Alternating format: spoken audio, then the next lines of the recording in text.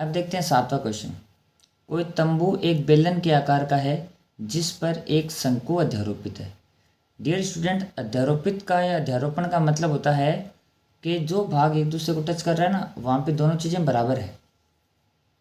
तो जब कभी भी ऐसी चीज़ें होती है तो उनकी त्रिज्या क्या आएगी, समान आएगी, अगर त्रिज्या उनमें है तो। यदि बेलनाकार भाग, एक तंबू एक बेलन के आकार का है जिस पर क्या है, शंकु अध्यारोपित है, तो हम क्या करते हैं, सबसे पहले एक बेलन बना लेते हैं। ये हो गया बेलन और ये इसकी त्रिज्या। इसके ऊपर शंकु अध्यारोपित होने का मतलब हो गया ये शंकु इस पर अध्यारोपित है। तो यहाँ से कह सकते हैं कि शंकु के आधार की त्रिज्या और इस बेलन की त्रिज्या दोनों क्या है, समान है। फिर हमें दिया गया है कि बेलनाकार भाग की ऊंचाई और व्यास क्रमशः 2.1 मीटर है। तो ये बेलनाकार भाग की जो ऊंचाई है वह है 2.1 मीटर, यानी यहाँ से लेकर यहाँ तक इसकी जो ऊंचाई कितनी दे रखी है, 2.1 मीटर। और जो व्यास दे रखा है इसका, वो दे रखा है हमें 4 मीटर, यानी ये व्यास हो गया, तो ये हो जाएगा 4 मीटर।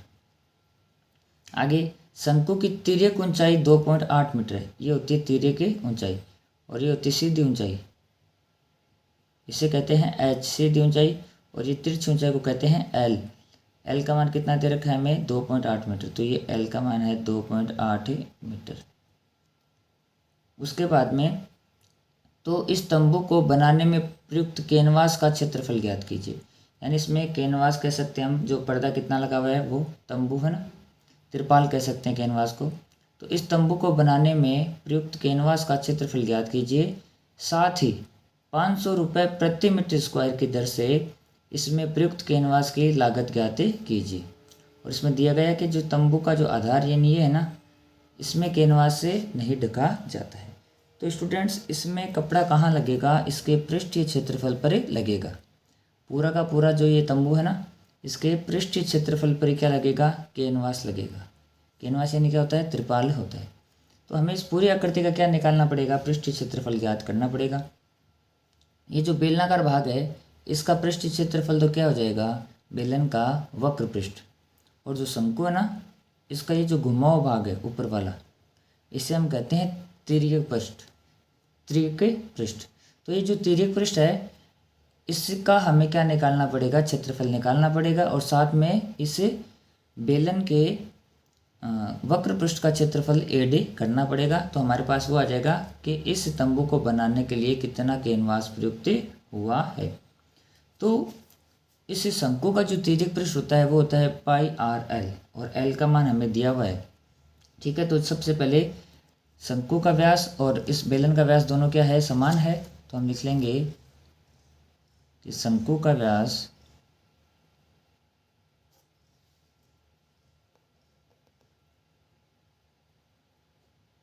बराबर है किसके, बेलन के व्यास के।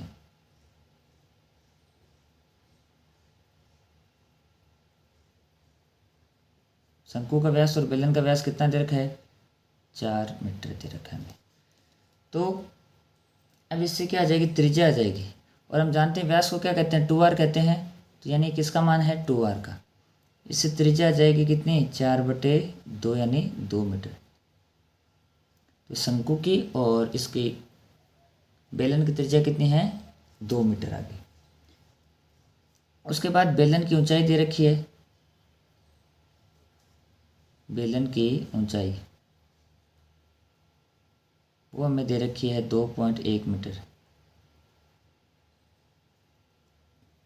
और शंकु की तिर्यक ऊंचाई हमें दे रखी है l।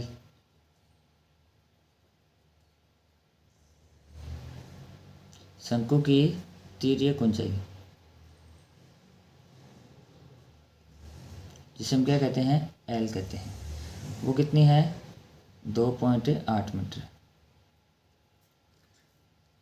अब हमें ज्ञात करना है इस तंबू का पृष्ठीय क्षेत्रफल, या वक्र पृष्ठीय क्षेत्र का कह सकते हो।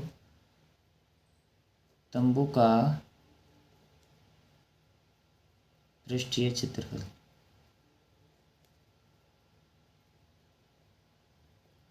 तो इसमें कितना कपड़ा लगा है उससे ये पता चल जाएगा। एक तो हो गया शंकु का वक्र पृष्ठ या तिर्यक पृष्ठ प्लस इस बेलन का वक्र पृष्ठ। तो हमारे पास आ जाएगा, हमें दो चीज़ें इसमें ऐड करनी पड़ेगी, बेलन का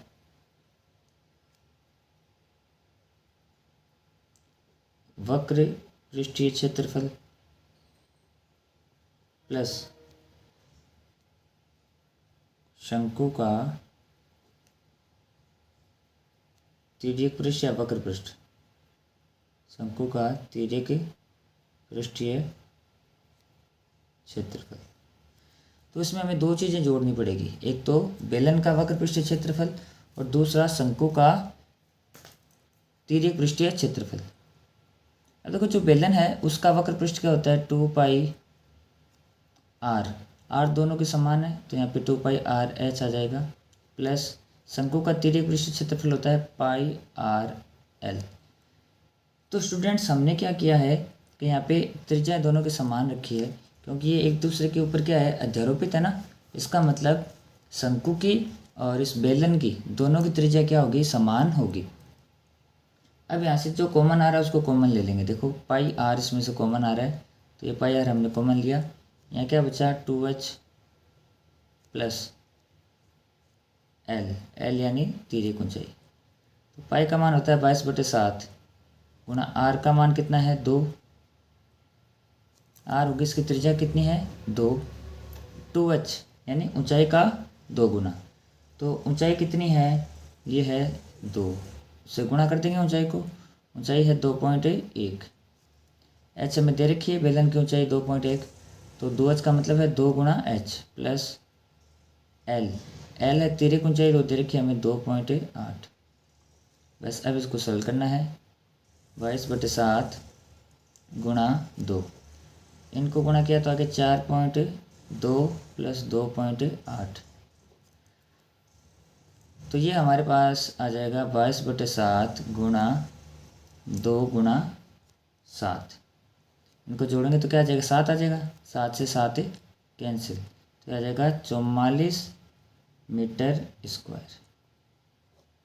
ये जो तंबू का पृष्ठ क्षेत्रफल है हमारे पास आ चुका है, और इसका मतलब ये हुआ कि तंबू में जो कैनवास लगेगा ना वो कितना लगेगा 44 मीटर स्क्वायर का कैनवास यानी पर्दा लगने वाला है।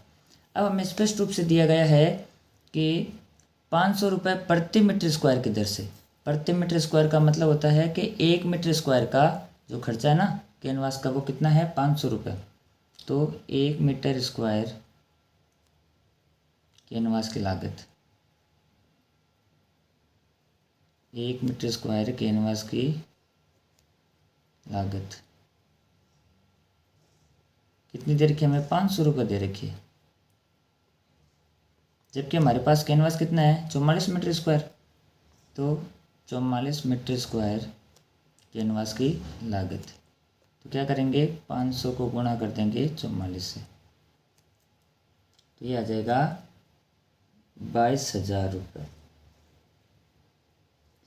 यानी इस तंबू को बनाने के लिए 44 मीटर स्क्वायर कैनवास की आवश्यकता होगी, और 500 रुपये के हिसाब से कितना खर्चा लगेगा 22,000 रुपये खर्चा लगेगा।